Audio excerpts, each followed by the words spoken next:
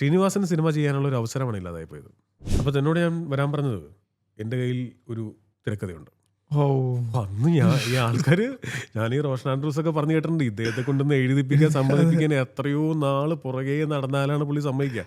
ആ മനുഷ്യൻ എന്നെ വീട്ടിലേക്ക് വിളിച്ചിട്ട് പറയുന്നത് എൻ്റെ കയ്യിലൊരു തിരക്കഥയുണ്ട്, തനിക്ക് താല്പര്യമുണ്ടെങ്കിൽ അതാൻ ചെയ്തോളൂ, എന്തെങ്കിലും നടക്കട്ടെ സാർ. ഇല്ലാതെ നടക്കില്ല. അത് അങ്ങനത്തെ ഒരു ലോക്കാണ്, ഒരിക്കലും നടക്കാൻ പോകുന്നില്ല.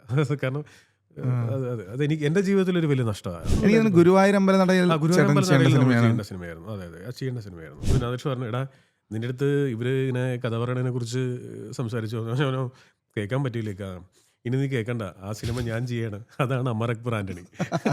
ചോദ്യം, അതായത് എഴുതാൻ ഏറ്റവും ബുദ്ധിമുട്ട് എന്താണെന്ന് ചോദിച്ചാൽ, ലോക സിനിമയിൽ എന്നോടൊന്നല്ല ആരോട് ചോദിച്ചാലും എഴുതാൻ ഏറ്റവും ബുദ്ധിമുട്ട് feel ഗുഡാണ്.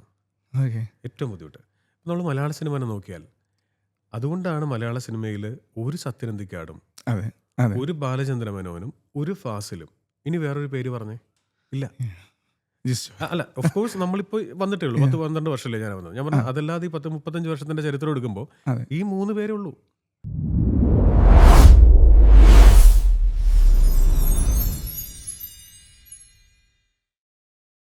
Welcome to Framex studio fame game. ഇന്ന് നമ്മുടെ കൂടെ ഉള്ളത് നമുക്ക് ഏറ്റവും കൂടുതൽ നല്ല ഫീൽ ഗുഡ് സിനിമകൾ ചെയ്തു തന്ന, അതുപോലെ തന്നെ ഏറ്റവും വലിയൊരു ഡബ്ബിംഗ് ആർട്ടിസ്റ്റ്, അതുപോലെ തന്നെ ലിറിക്സിസ്റ്റ്, ആഡ് ഫിലിം ഡയറക്ടറായ ജിസ് ജോയ് ആണ്. Sir, welcome to the show. Thank you. First of all ഒരു അത്രയും താങ്ക്സ് പറയണം. കാരണം സാറിനെ പറ്റി പറയുകയാണെങ്കിൽ സാറിൻ്റെ സിനിമ പോലെ തന്നെയാണ്, ഒരു ജിസ് ജോയ് സിനിമ തന്നെയാണ്. കാരണം സാർക്ക് ഒരു ഈസി ആയിട്ടൊരു നോ പറഞ്ഞ് ഒഴിവാക്കാൻ പറ്റുമായിരുന്നു ഈ പോഡ്കാസ്റ്റ്. ബട്ട് സാറ് എനിക്കറിയാം എന്താണ് അതിൻ്റെ വികാരം എന്നറിയാം. സാറത് ഇതിനു വേണ്ടി വന്നതിന് thank you so much sir. Pleasure. എന്താണെന്നറിയോ, ഇതൊരു വലിയ കാര്യമല്ലെന്നേ. അതെന്താ കാര്യം വെച്ചാൽ,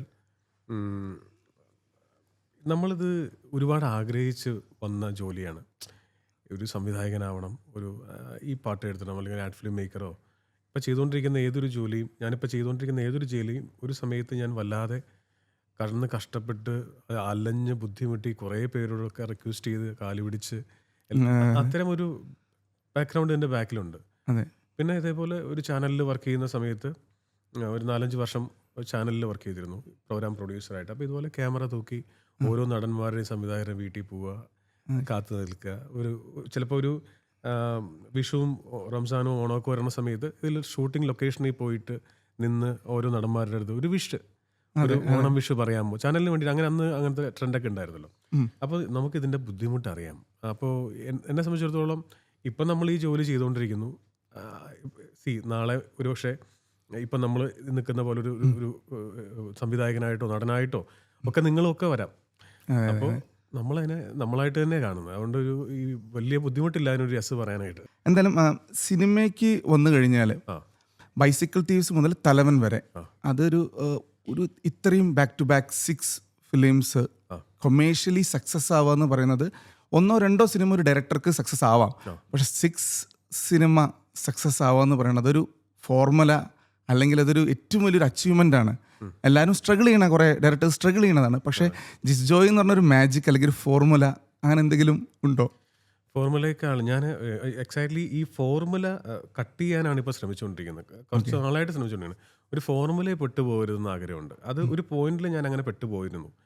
ഒരു പരിധി വരെ വിജയ് സൂപ്രം പൗർണമിയും കഴിഞ്ഞ് മോഹൻകുമാർ ഫാൻസൊക്കെ എത്തിയപ്പോഴത്തേക്കും ജിസ് ജോയ് സിനിമ ഇങ്ങനെ ആയിരിക്കും, അതായത് ഇങ്ങനെ വന്ന് ഇങ്ങനെ അവസാനിക്കും. ശരിയാണ്, കണ്ടുകൊണ്ടിരിക്കുമ്പോൾ ഭയങ്കര സ്മൂത്താണ്, ഇങ്ങനെ സൺഡേ ഹോളിഡേ ഒക്കെ നമുക്കിങ്ങനെ കണ്ടുകൊണ്ടിരിക്കാം. പക്ഷേ അതിനൊപ്പം കോവിഡ് വരുന്നു, കാലം മാറുന്നു, മറ്റു വിദേശ സിനിമകൾ കുറച്ചും കൂടെ നമ്മുടെ റിമോട്ടിൽ അടുത്തേക്ക് വരുന്നു എന്ന് പറയുമ്പോൾ നമ്മൾ അതനുസരിച്ചുള്ളൊരു നിലവാരത്തിലേക്കും കഥ പറച്ചിലും നരേഷനിലേക്ക് മാറണം. അപ്പോൾ അതിൻ്റെ ഒരു ആദ്യത്തെ ചൂടായിരുന്നു ആസിഫിന് വെച്ചുള്ള ഇന്നലെ വരെ എന്ന് പറഞ്ഞ സിനിമ. കോവിഡ് സമയത്ത് ചെയ്ത സിനിമയാണ്. അത് സോണി ലിവിന് വേണ്ടി സിനിമ, തിയേറ്റർ റിലീസ് അല്ലായിരുന്നു, സോണി ലിവിന് വേണ്ടി ചെയ്തതാണ്. അത് കഴിഞ്ഞിട്ട് പിന്നെ തലവൻ വന്നപ്പോൾ അത് കൊമേഴ്ഷ്യലി ഭയങ്കര ഹിറ്റുമായി. അപ്പോൾ ഇങ്ങനെ നമ്മൾ ഒരു സിനിമ പോലെ മറ്റൊരു സിനിമ ആവരുതെന്ന് എല്ലാ സംവിധായകരും ആഗ്രഹിക്കും. കാരണം പണ്ടത്തെ പോലെ ഒരേ റൂട്ടിൽ തന്നെ ഒരു ബസ് ഇനി ഓടാൻ പറ്റില്ല, മാറി ഓടിക്കൊണ്ടിരിക്കണം. എന്നാലേ ആൾക്കാർക്ക് പ്രെഡിക്റ്റ് ചെയ്യാൻ പാടില്ല. ഒരു പോയിന്റിൽ ജിസ് ജോയ് സിനിമ, ദൃശ്യം സിനിമ ജിസ് ജോയ് ഡയറക്ട് ചെയ്തിരുന്നെങ്കിൽ ഇങ്ങനെ ഇരിക്കും. അത് ഞാൻ കണ്ടിട്ടുണ്ട്, ഇഫ് KGF ഡയറക്റ്റഡ് ബൈ ജിസ് ജോയ്. അങ്ങനത്തെ ഏത് സിനിമ വന്നാലും, ഏത് മാസ് പടം, ഏത് ഇടിപ്പടം വന്നാലും അപ്പൊ തന്നെ ഇത് ജിസ് ജോയ് ആയിരുന്നെങ്കിൽ ഇതിന്റെ ക്ലൈമാക്സ് ഇങ്ങനെ ആയിരിക്കും. KP ലളിത ചേച്ചിന്റെ ഒരു ആ ഡയലോഗും ആഡ് ചെയ്തിട്ട് അത് അതെ അതെ, എതിരെ നിൽക്കുന്നവന്റെ അറിയാൻ ശ്രമിച്ച എല്ലാവരും പാവങ്ങളാ എന്ന് പറയണ പോലെ. അപ്പം ഒരു സൈഡിൽ അത് കാണുമ്പോൾ നമുക്ക് സന്തോഷമുണ്ട്. നമുക്കൊരു സിഗ്നേച്ചറും ഒരു ഐഡന്റിറ്റിയും ഉണ്ടാക്കുക എന്ന് പറഞ്ഞാൽ ചെറിയ കാര്യമല്ല.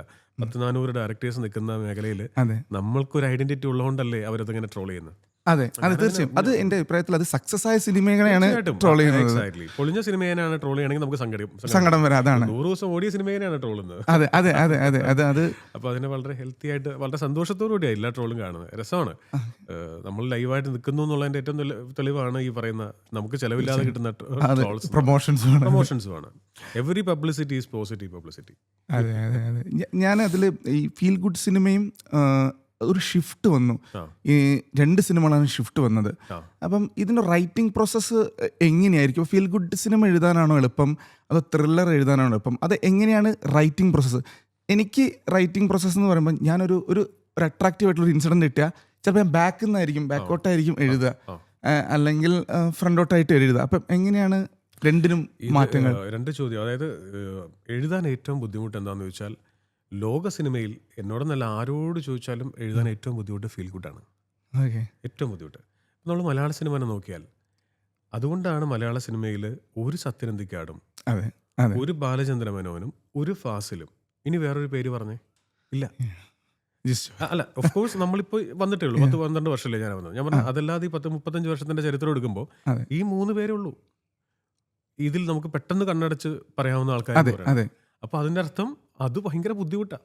തീർച്ചയായും അത് ഭയങ്കര ബുദ്ധിമുട്ടായതുകൊണ്ടാണ് അതിലേക്ക് ആൾക്കാർ അധികം വരാൻ പറ്റാത്തത്. അല്ലെങ്കിൽ വന്നിട്ടുണ്ടാകാം സക്സസ് ആവാത്തതിന്റെ റീസൺ അങ്ങനെ ലൈറ്റ് വെയിറ്റ് ആയിട്ടൊരു കഥ പറഞ്ഞുകൊണ്ട് പോകാന്ന് പറഞ്ഞാൽ ഭയങ്കര ബുദ്ധിമുട്ട്. ഭയങ്കര ഹാർട്ട് വേണം. എനിക്ക് തോന്നുന്നു കുറച്ചുകൂടി ലേയേഴ്സ് വേണം, ഹാർട്ട് വേണം. മറ്റൊന്നും ഇപ്പൊ ത്രില്ലറിനൊന്നും ആ ഹാർട്ട് വേണ്ട, നമ്മളെ എൻഗേജ് ചെയ്യിച്ചാൽ മതി. ഇപ്പൊ നമ്മൾ കാണുന്ന ഇൻസ്റ്റാഗ്രാം റീൽസിന് ഹാർട്ട് ഇല്ല, പക്ഷെ നമ്മൾ എൻഗേജ് അല്ലേ. തീർച്ചയായും ഇങ്ങനെ മാറി അങ്ങനെ ചെയ്താൽ മതി, അത് എളുപ്പമാണ്. പക്ഷെ ഇതിനൊരു ഒരു ഇല്ലാത്ത ഒരു ക്രിയേറ്റിവിറ്റി കൊണ്ട് ഒരു ഹൃദയം ഉണ്ടാക്കുക എന്ന് പറയുക, ഒരു ആത്മാവ് ഉണ്ടാക്കുക എന്ന് പറയുന്നത് ഭയങ്കര ക്രാഫ്റ്റാണ്. അതുകൊണ്ടാണ് അതിലേക്ക് അധികം ആൾക്കാർ വരുന്നത്. ഏറ്റവും എഴുതാനും ബുദ്ധിമുട്ട് അത് തന്നെയാണ്.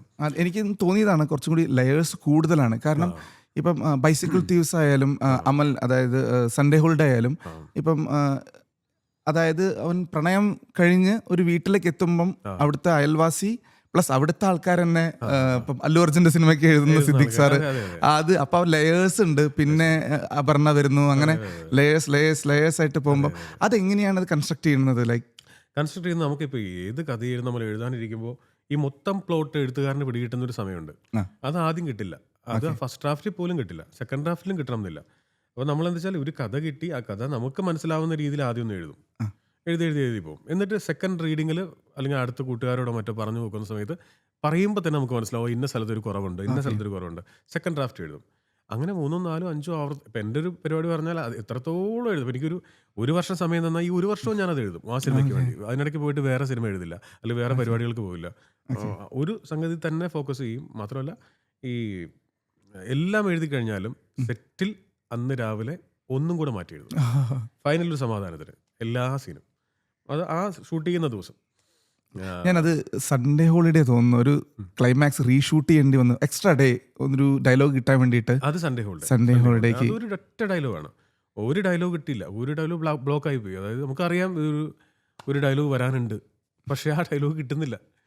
ഇത് നമുക്ക് അങ്ങനെ എഴുതാൻ പറ്റില്ലല്ലോ. അപ്പോൾ നമ്മൾ എന്ത് ചെയ്യും? നമ്മൾ ആർട്ടിഫിഷ്യൽ ഇൻ്റലിജൻസ് ഉപയോഗിച്ച് നമ്മൾ കഷ്ടപ്പെട്ട് ആ കിട്ടാത്ത ഡയലോഗിന് വേണ്ടി തലങ്ങും വിലങ്ങും ഓപ്ഷൻസ് എഴുതും.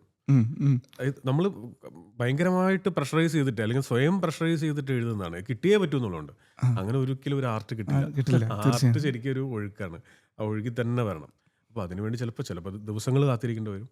എനിക്കറിയാം സഞ്ജയ് ബോബിയൊക്കെ ഉണ്ട് എൻ്റെ സുഹൃത്തുക്കൾ, അവർ സഞ്ജയൊക്കെ പറയാറുണ്ട് ചിലപ്പോൾ ഒരു ഡയലോഗ് എഴുതി കഴിഞ്ഞാൽ ചിലപ്പോൾ ഒരാഴ്ച കഴിഞ്ഞിട്ടൊക്കെ ആയിരിക്കും അതിൻ്റെ ബാക്കി എഴുതുന്നത്. അത്രയും നെക്സ്റ്റ് എന്താന്ന് പിടികിട്ടാത്ത മൊമെന്റ്സ് ഉണ്ട്. എനിക്ക് അങ്ങനെ ഉണ്ടായിട്ടില്ല ഇതുവരെ. ഒരാഴ്ച ഒന്നും കാത്തിരിക്കേണ്ട സമയം ഉണ്ടായിട്ടില്ല. ക്രിയേറ്റീവ് ബ്ലോക്ക് എന്ന് പറയുന്നത് ആ സമയത്ത് നമ്മൾ അത് ആ നിൽക്കുന്ന ഏരിയയെ മറക്കുക എന്നുള്ളതാണ്. എവിടെയാണുള്ളത് ടോട്ടലി കോൺട്രാസ്റ്റ് ആയിട്ട് കാര്യങ്ങൾ ചെയ്തുകൊണ്ടിരിക്കുക എന്നുള്ളതാണ്. എവിടെയാണോ നിൽക്കുന്നത് അത് കിട്ടുന്നില്ല എങ്കിൽ പിന്നെ അതിൻ്റെ പുറകെ പോരുത്. നമുക്ക് ഇഷ്ടമുള്ള കാര്യങ്ങൾ ചെയ്യാം, സിനിമ കാണാം, സ്പോർട്സിലേക്ക് പോവാം, ആൾക്കാരെ കാണാം, യാത്ര പോവാം. അത് സ്വാഭാവികമായിട്ടേ വരുള്ളൂ. അതുകൊണ്ടാണോ ഈ ബൈസിക്കിൾ തീവ്സ് കഴിഞ്ഞിട്ട് ഒരു 4 ഇയേഴ്സോളം ഒരു ഗ്യാപ്പ്? ബൈസിക്കിൾ തീവ്സ് കഴിഞ്ഞിട്ട് കറക്റ്റ് 4 വർഷത്തെ ഗ്യാപ്പ് എന്ന് പറയുന്നത്. 4 വർഷത്തെ ഗ്യാപ്പ് എന്ന് പറയുന്നത് ഒന്ന്, ഞാൻ ആ സമയത്ത് ഭയങ്കരമായിട്ട് ഈ ആ, എന്താ പറയുക, കുറേ കഥകൾ കേൾക്കണം. ബാക്ക് ടു, കാരണം ഞാൻ ആദ്യമായിട്ട് സിനിമയിൽ വരുന്നു. അന്ന് ഇത്രയും സംവിധായകരില്ലല്ലോ. ഇല്ല. യങ്സ് പുതിയ സംവിധായകർ അധികം ഇല്ല. വളരെ ഇപ്പോൾ ഒരാഴ്ചത്തെ റിലീസിന് ഇപ്പോൾ ഞങ്ങൾ ഇപ്പോൾ ബൈസിക്കിൾ തീവ്സ് റിലീസ് ചെയ്യുന്ന എപ്പോഴാണ്, സെപ്റ്റംബർ 14 ഷൂട്ട് തുടങ്ങിയിട്ട് കറക്റ്റ് 35 ദിവസം കൊണ്ട് ഷൂട്ട് കഴിയുന്നു. ഒരു മാസത്തെ പോസ്റ്റ് പ്രൊഡക്ഷൻ കഴിഞ്ഞ് നവംബർ 24 പടം റിലീസ് ചെയ്യണം. നവംബർ 24 പടം റിലീസ് ചെയ്യുമ്പോൾ എൻ്റെ അടുത്ത് പ്രൊഡ്യൂസർ പറയുന്ന ഒറ്റ കാര്യമുള്ളൂ, ഒരു മാസത്തെ പോസ്റ്റ് പ്രൊഡക്ഷനിൽ നിന്നൊക്കെ ഭയങ്കര ഇമ്പോസിബിൾ ആണ് ഒരു മാസം കൊണ്ട് ഒരു പടം ഇറക്കുക എന്ന് പറയുന്നത്. അപ്പോൾ നമ്മൾ ഈ ഇന്റർവ്യൂ തന്നെ എഡിറ്റ് ചെയ്താൽ നിങ്ങൾക്ക് ഒരു 4 ദിവസം വേണം. തീർച്ചയായും. ആ സമയത്താണ് ഒരു സിനിമ, ദീപക് ദേവിന്റെ പാട്ടുകൾ, ബാക്ക്ഗ്രൗണ്ട് സ്കോർ, ഡബിങ്, ഇത്രയും പരിപാടി ചെന്നൈയിലാണ് നടക്കുന്നത്. ഞാൻ നിൽക്കുന്നത് കൊച്ചിയിലാണ്. ഈ കൊച്ചിയിൽ നിന്ന് രാവിലെ മുതൽ വൈകുന്നേരം വരെ ഡബിങ് തീർത്ത് രാത്രിയിലത്തെ ഫ്ലൈറ്റിന് ചെന്നൈ പോയി പിറ്റേ ദിവസം രാവിലെ തിരിച്ചു വരണം. ഒരു മാസം കൊണ്ട് തീർക്കണ്ടേ? നമുക്ക് പകരം ആളെ വിടാൻ പറ്റില്ലല്ലോ. അങ്ങനെ സ്ട്രഗിൾ ചെയ്ത പടമാണ്. അപ്പോൾ പ്രൊഡ്യൂസർ പറഞ്ഞ ഒറ്റ റീസണേ ഉള്ളൂ, ഡിസംബർ 22 ദൃശ്യം എന്ന് പറയുന്ന ഒരു പടം വരുന്നുണ്ട് മോഹൻലാലിന്റെ.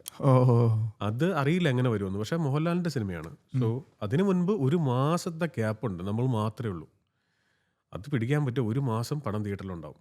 അത് വലിയ കാര്യമാണ്. കോമ്പറ്റീഷൻ ഇല്ല അന്ന്. നല്ലൊരു വിഷൻ ആയിരുന്നു. അത് ഉഗ്രം വിഷനാണ്. അതാണ് ഒരു പ്രൊഡ്യൂസർ എന്ന് പറയുന്നത്. അപ്പോൾ അത് ഇപ്പോഴത്തെ അവസ്ഥയിൽ ഒരു വെള്ളിയാഴ്ച എന്ന് പറയുമ്പോൾ 3 മലയാള സിനിമ, 2 തമിഴ് പടം എന്നതില്ല. അന്ന് എനിക്ക് ഓർമ്മയുണ്ട്, ആകെ പുണ്യാളൻ, അഗർബത്തീസും ഞങ്ങളും മാത്രമേ റിലീസുള്ളൂ. അങ്ങോട്ടും ഇങ്ങോട്ടും കോംപ്ലിമെന്റ് ചെയ്ത് പടം തിയേറ്ററിൽ കിടക്കും. ദൃശ്യം വരുന്നവരെ ഭംഗിയായിട്ട് 30 ദിവസം കിട്ടി കളക്ട് ചെയ്തു. നല്ല സിനിമ, സാറ്റലൈറ്റ് OTT ഒക്കെ പോയി ഒരു ഐഡന്റിറ്റി ഉണ്ടാക്കിയ സിനിമ. എനിക്ക് തോന്നുന്നു ജിസ്റ്റോ എന്ന് പറയുമ്പം 2 കാര്യങ്ങളാണ് ഓർമ്മ വരിക. ഒന്ന്, സൺഡേ ഹോളിഡേ ആയിരിക്കും ഏറ്റവും ആദ്യം വരിക. പിന്നെ അല്ലു അർജുൻ്റെ ഒരു വോയിസ് ആയിരിക്കും. ഞാൻ പിന്നെ അതിലേക്ക് പിന്നെ വരാം. ഈ സൺഡേ ഹോളിഡേ എന്ന് പറയുന്നതിന് മുന്നേ ബൈസിക്കിൾ തീവ്സും പറയുകയാണെങ്കിൽ ഈവൻ ആസിഫ് അലീനെ ഇതിൻ്റെ ഒരു ഷിഫ്റ്റും കൂടിയാണ് ആ സിനിമ. ഇപ്പം ഞാൻ എൻ്റെ പേഴ്സണൽ അഭിപ്രായമായിട്ട് പറയുകയാണെങ്കിൽ കൂടി എനിക്ക് ആസിഫ് അലീനെ ഇഷ്ടപ്പെട്ട് തുടങ്ങിയത് ഞാൻ bicycle thieves to Sunday holiday ഞാൻ ഫാനായി. ഞാൻ അതിന് മുന്നേ നമ്മൾ ഒബ്സർവ് ചെയ്യുമ്പോൾ ഓക്കെ എന്നുള്ളതാണ് ഒരു നോ ഒഫൻസ് എൻ്റെ പേഴ്സണൽ അഭിപ്രായം. ബൈസിക്കിൾ തീവ്സിന്റെ ശരിക്കും പറഞ്ഞാൽ ഒത്തിരി ഫിലിം ആക്ടേഴ്സിനോട് ഞാൻ യങ്സ്റ്റേഴ്സിനോടൊക്കെ പറഞ്ഞിട്ട് അവരെല്ലാം റിജക്ട് ചെയ്ത ഒരു സ്ക്രിപ്റ്റാണ്. അവർക്ക് ഇഷ്ടപ്പെട്ടില്ല. ഇഷ്ടപ്പെടാത്തതുകൊണ്ടല്ല, നമ്മളൊരു പുതുമുഖമാണ് ഞാൻ, എനിക്ക് എന്നെ കൊണ്ട് അത് ഷോൾഡർ ചെയ്യാൻ പറ്റും. അത്രയും ട്വിസ്റ്റ് അല്ലേ, കളിയല്ലേ. എനിക്ക് തോന്നുന്നു അതുവരെ അത്രയും ട്വിസ്റ്റുള്ള പടം മലയാളത്തിൽ വന്നിട്ടില്ലല്ലോ. അത്രയും ട്വിസ്റ്റാണ്, നമുക്ക് വിചാരിക്കുന്നല്ല അങ്ങനെ പോയിക്കൊണ്ടിരിക്കുന്നത്. അപ്പൊ ഇത് പല നടന്മാരുടെ അടുത്ത് മുഖത്ത് നോക്കി പറഞ്ഞു, ഇങ്ങനെ വിഷമാവാത്ത രീതിയിൽ. സുഹൃത്തുക്കളാണല്ലോ, എടാ ഈ ആദ്യത്തെ പടമായിട്ട് ഇത് ചെയ്യണോ, ഇത് തൽക്കാലം വിട്ടുപിടിക്കുക. എന്നെ സംബന്ധിച്ചാൽ വിട്ടുപിടിക്കാൻ പറ്റില്ല. കാരണം ഞാനൊരു 1 വർഷം എടുത്ത് എഴുതിയ സ്ക്രിപ്റ്റാണ്. 1 വർഷത്തെ ഒരു അധ്വാനമാണ് നമ്മൾ മാറ്റിവെക്കാൻ പറഞ്ഞാൽ അവിടെ ഇരുന്ന് പോകത്തേ ഉള്ളൂ. എനിക്ക് എക്സിക്യൂഷൻ നടക്കുമെന്നുള്ളൊരു അതാണ്. നമുക്കിപ്പോൾ അങ്ങനെ ഇപ്പം നിങ്ങൾ നാളെ വന്നൊരു കഥ എന്നോട് പറഞ്ഞു ഇപ്പോൾ ഭയങ്കര ഒരു ബ്രഹ്മാണ്ഡ കഥ പറഞ്ഞാൽ നമ്മളായാലും സംശയിക്കും, ഇവനത് ചെയ്യോ? തീർച്ചയായും പ്രൂവ്ഡ് അല്ലല്ലോ. അതെ, ഒരു സിനിമ ഇത് പ്രൂവ് ചെയ്ത ഒരാളെ സംബന്ധിച്ചുള്ള നമുക്ക് ധൈര്യമായിട്ടില്ല. അതുകൊണ്ട് അവരെനിക്ക് കുറ്റം പറയാൻ പറ്റില്ല. പക്ഷേ ആ സമയത്തും എനിക്ക് ആസിഫ് അലിനോടുള്ള സ്നേഹം എന്ന് പറയുന്നതാണ്. ഇപ്പോഴും അവനെൻ്റെ ബ്രദറായിട്ട് ഞാൻ കൊണ്ടു നടക്കുന്നതിന്, ഞങ്ങൾ അങ്ങോട്ടും ഇങ്ങോട്ടും അങ്ങനെ ഒരു ഫാമിലി പോലെ കഴിയുന്നതിൻ്റെ ഒരു റീസൺ എന്ന് പറഞ്ഞാൽ നമ്മളെ ആർക്കും മനസ്സിലാവാത്തൊരു സമയത്ത് നമ്മളെ മനസ്സിലാക്കിയ ഒരാളാണ്. അല്ലേ, അത് അങ്ങനത്തെ ആൾക്കാരെ ജീവിതത്തിൽ ഒരിക്കലും നമ്മൾ കൈവിട്ടാൽ അവരോട് നമുക്ക് ഏത് കാലത്തും നന്ദി മാത്രമേ ഉണ്ടാവുള്ളൂ. അത് റെസ്പോൺസിബിലിറ്റിയും കൂടിയാണെന്നാണ് ഞാൻ ആണെന്നേ. നമ്മളെ മനസ്സിലാക്കില്ല, അയാൾ വിശ്വസിക്കുകയാണല്ലോ. അതായത് ഇങ്ങനെ കഥ പറഞ്ഞു കേൾക്കുമ്പോൾ ഇത് ജസ്റ്റ് ചെയ്യും, വേറെ സെക്കൻഡ് തോട്ടോ വേറെ ആളോട് ചോദിക്കട്ടെ എന്നോ 2 ദിവസം എടുക്കട്ടെ എന്നോ ഒന്നും പറഞ്ഞിട്ടില്ല. കഥ പറഞ്ഞ് കഴിയിലും കൈ എന്നിട്ട് ഓക്കെ എന്ന് പറയായിരുന്നു. അപ്പോൾ പിന്നെ രണ്ടാമത്തെ കാര്യം, ആസിഫിൻ്റെ അന്നത്തെ പ്രായം എന്ന് പറയുമ്പോൾ 10-25 വയസ്സ് 24 വയസ്സൊക്കെ ഉള്ളൂ. ആ പ്രായത്തിൽ ഈ ക്യാരക്ടർ എടുത്ത് ഫലിപ്പിക്കണം. അത്രയും വലിയ ക്യാരക്ടർ അല്ലേ ഈ പറഞ്ഞ ഇടുക്കി എല്ലാം. ഇതെടുത്ത് വർക്കൗട്ട് ചെയ്യാൻ വേണമല്ലോ, ഈ സാധനം വർക്കൗട്ട് ആക്കണമല്ലോ. അത് അവൻ ഷോൾഡർ ചെയ്തു എന്നുള്ളതാണ് ആ സിനിമയുടെ വിജയം. പിന്നെ ഓഫ് കോഴ്സ് അതിൻ്റെ നല്ല പാട്ട്. ഈ സിനിമയിൽ അങ്ങനെയാണ്, നന്നാവുമ്പോൾ എല്ലാ ഏരിയയും നന്നാവും. നമ്മൾ അറിയാതെ തന്നെ പാട്ടുകളൊക്കെ ഹിറ്റ്. 3 ഹിറ്റ്, കൊഞ്ചുരി 5 ഹിറ്റ്, മേലെ ശങ്കർ മഹാദേവൻ പാടുന്നു, ദീപക് ദേവ് മ്യൂസിക്. തീർച്ചയായും അതെ. പക്ഷെ അത് ഭയങ്കര ഇമ്പാക്റ്റ് ആയിരുന്നു. അത് എല്ലാവരുടെ കരിയറിലും, സാറിന്റെ കരിയറിലും ആസിഫിന്റെ കരിയറിലും എല്ലാവരും. ട്രേഡ് മാർക്കായിട്ട് ഫീൽ ഗുഡ് സിനിമയുടെ രാജാവ് എന്ന് പിന്നെ വരുത്തിയതാണ് സൺഡേ ഹോളിഡേന്റെ. പിന്നെ വിജയ് സൂപ്പർ വന്നപ്പോൾ അതങ്ങ് ആൾക്കാർ ഉറപ്പിച്ചു. ഈ മറ്റേ 4 വർഷത്തെ ഗ്യാപ്പ് പോകുന്നത് അതുകൊണ്ടാണ്. ഈ പറഞ്ഞ പോലെ അത് കഴിഞ്ഞ് കുറേ കഥകൾ കേട്ടിട്ട് പിന്നെ ഈ നമ്മൾ ഒത്തിരി കഥകൾ ഞാൻ ചെയ്യേണ്ട സിനിമകളൊക്കെ എൻ്റെ സൈഡിൽ കൂടെ വന്നിട്ട്. ഇപ്പോൾ ബൈസിക്കിൾ തീവ്സ് കഴിഞ്ഞിട്ട് ഞാനൊരു കഥ പറയുകയാണെങ്കിൽ, നമ്മുടെ ബഡായി ബംഗ്ലാവിൻ്റെ ഷൂട്ടിന് പോവാണ് ബൈസിക്കിൾ തീവ്സിൻ്റെ പ്രൊമോഷൻ്റെ ഭാഗമായിട്ട്. ആ പ്രൊമോഷൻ വൻ ഹിറ്റ് എന്ന് വെച്ചാൽ ഡയാന ചേച്ചിയാണ് അതിന്റെ പ്രൊഡ്യൂസർ. ബഡായി ബംഗ്ലാവ് അന്ന് തുടങ്ങിയിട്ടേ ഉള്ളൂ. ബഡായി ബംഗ്ലാവിൽ ആദ്യമായിട്ടാണ് ഒരു സിനിമ പ്രൊമോട്ട് ചെയ്യുന്നത്. ഓക്കെ. എനിക്ക് തോന്നുന്നു അതിന് മുമ്പ് പുണ്യാളൻ ഒറ്റ സിനിമ ചെയ്തിട്ടുള്ളൂ, രണ്ടാമത്തെ നമ്മളാണ്. അപ്പോൾ ഇത് നമ്മൾ സൈക്കിളും അപർണ ഗോപിനാഥ്, പിന്നെ ആസിഫും ഞാനും ഒക്കെ പോകുന്നു, മുകേഷ് ഏട്ടൻ, പിഷാരടി, പിന്നെ ധർമ്മജൻ, ആ ടീമുകളൊക്കെ ഉണ്ട്. ധർമ്മജൻ ഇല്ലാന്ന് തോന്നുന്നു ബഡായി ബംഗ്ലാവിൽ ആ എപ്പിസോഡിലുണ്ടെന്ന് എനിക്കറിയില്ല.